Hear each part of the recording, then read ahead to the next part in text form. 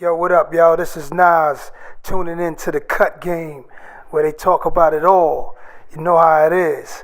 Keep your shit fresh. Keep your hair fresh. Cut Game. What's up? We back. Y'all now tuned in to the Cut Game radio show, #1 podcast for your hair needs. And right now we chilling with Anthony from Anthony's Barbershop. What's going on with it, Anthony? Just out here in Vegas, man. Happy to be here. Thanks for having me on the show. Oh, no doubt, no doubt. So can you share a little bit with the listeners and the viewers, a little bit about yourself? My name's Anthony. I own a barbershop and a barbershop in Sacramento. Wait, hold on for a second. A barbershop? Break that down. Yeah. Break that down for us. It's a bar and a barbershop. It was one of those ideas, when I was in barber school, we used to always joke about a barbershop. Uh-huh. And then once I got out of school, I always noticed that there's always a bar really close to barbershops, like next door on the block. So a friend approached me with the idea. She's an interior designer, and she's like, "What do you think of this?" And we went for it. So we actually just last night we had our 2-year anniversary. Wow! Congratulations! Thank you. So your first shop was the barber shop? No, I opened my first shop, Anthony's Barbershop, in 2009. Oh, okay. It's just strictly barbershop. Okay, how many chairs? 5 right now, but I'm actually this weekend, right now while I'm here in Vegas, 2 new stations are being put in. Oh, that's what's up. Doing a little expansion, Yeah, I'm kind of going for it this year. It's the beginning of this year, I dedicated this year to the process. So it's kind of decided that I was gonna work, and then next year I'll have some fun. I also just recently launched my own hair product line about 2 weeks ago. Oh, okay. And now you started off with a whole line, or is it just one product right now? It's 2 products, but Okay. that's actually how I got into the hair industry. Oh, okay. When I was 19, when I was in college, I started making my own hair product in my kitchen. Oh, okay. I was really into the 50s rockabilly scene, the whole Elvis kind of look, and I had a can of Murray's, and I started looking at the ingredients, and I was like, I bet I can find all this stuff online. Yeah. So I ordered a pound of everything and started melting it down in a pot in my kitchen, and got it to where I liked it, and started selling it to my friends, selling it in my band, selling it to my friends' bands, and that's right when MySpace had come out. Yeah. So MySpace was originally designed for musicians, to find musicians and to find gigs, and I was like, well, I'm getting a lot of good traction on that, so what if I started a page for the product line? Dope. And just started selling it all on MySpace. Yes, that's how old I am. What kind of band were you a part of?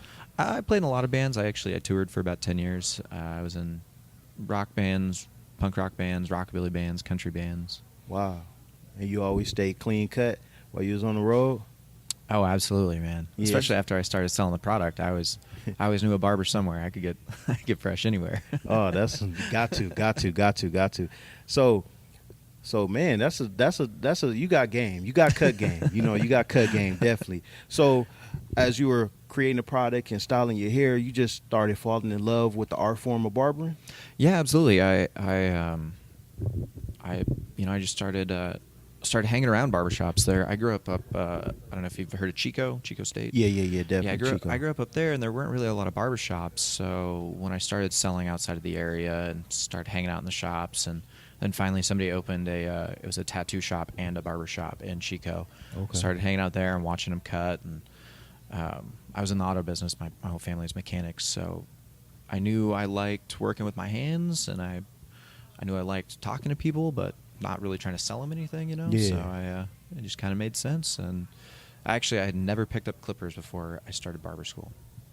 That's kind of a good thing, though, in my opinion, because you learn a lot of good habits in school, Yeah. and I had no bad habits, but I didn't even know how to hold the clippers. So wow. I was like, what do we do with this? Yeah.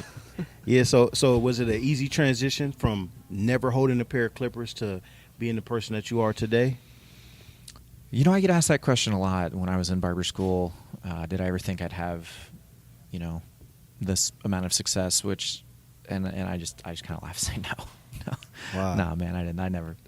I always joke that I was a barber before white guys went to barbershops. Yeah. So I've been licensed since 2006. Wow. So back then, the barbers in the white community were known as like the old shaky guys that were in the military. Yeah. And then hairstylists, people straight up told me, they're like, you're going to go to barber school? People still do that? Wow. So it's So been they a long- wasn't really aware of the culture, you know. No, at all. not at all. Not the rockabilly culture or the urban culture, No. black culture. They weren't aware of none of No. that. Off the grid. I mean, then you got to keep in mind too, like the big popular style was the whole metrosexual movement. Yeah. The frosted tips and Yeah. waxing everything, and so we as barbers we're kind of Yeah. we're a little rougher Hey. around the edges than that. Hey, and then when man came, Right. man just got popular. You know what I'm saying? Straight up. Beard, everything about a man just became popular. Around that time. So then they saw the transition. The metrosexual now wearing the giant beard. So Yeah, some of them. I learned through the music industry that punk rock came out of disco. Oh, okay. Punk rock is the antithesis. It's the complete opposite of disco. So I bet on that. After hip hop killed disco. Right. Well, there's that. There's I bet that because men were starting to care about how they looked, Yeah. but it was in a very feminine way. Yeah. And I was betting that men would still care how they looked, but it would swing, the pendulum would swing back the other direction. Yeah. And just be in a more masculine way. And, the whole lumber sexual thing and all that. I've never heard of that term. Lumbersexual. That's some Ever new heard of that? stuff. It's a lumberjack. That's that full Yeah, beard. everybody looks like they're from Portland. Flannel shirts. And work boots, but they all work in an office. Yeah, no, definitely. So, man, that's something new. I learned something new. Right The now. metrosexual turned to a lumbersexual. It's you're gonna learn something every day. We got the Paul Bunyan's right now. Yeah. You know what I mean? We're gonna call it Paul Bunyan. Yeah. So now you rocking and rolling. Man, I'm happy for you. I'm Thank you. happy Thank that you. you bringing something new to the game. I'm happy that you thinking outside of the box, and you getting amazing results for doing that, And man, I just want to thank you. Anything you want to share with the viewers and the listeners, today? Yeah, absolutely. I gotta agree with what Elliot said. These events are really important. It's not only is it an opportunity to learn something new. Everybody's good at cutting hair, right? But you might pick up a little trick that might make you a little faster, a little bit better customer service. You might see a new product or a new tool that you can use. It'll make your life easier. But it's also a great time to network. You never know when you're going to want to take your game to the next level and like, hey, I want to be in a better shop, or I want to be in a shop that charges more, but I don't know how to get there. Coming to these events, meeting the people that are here. And coming with a positive attitude, coming with a good attitude, not just standing in the corner and be like, man, I cut better than all these guys. Yeah. Meeting people, walking up to people that, you see on the internet, or, you see somebody that you recognize from Instagram talking to somebody else, go introduce yourself to that guy. Figure out who that is, Yeah.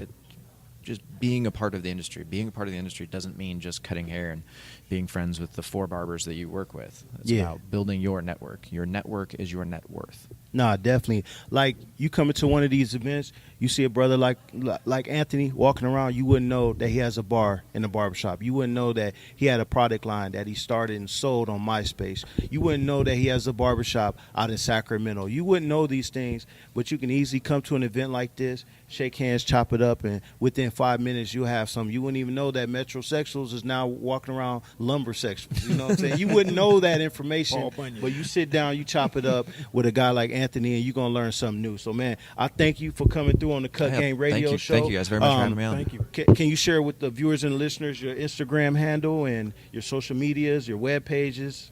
Yeah, you can find everything on anthonythebarber916.com. That's also my my Instagram handle. There it is. So y'all keep tuning in this pregame to the Xotics Hair Battle Tour Vegas, baby. Vegas 2017. So y'all stay tuned. Cut Game Radio Show.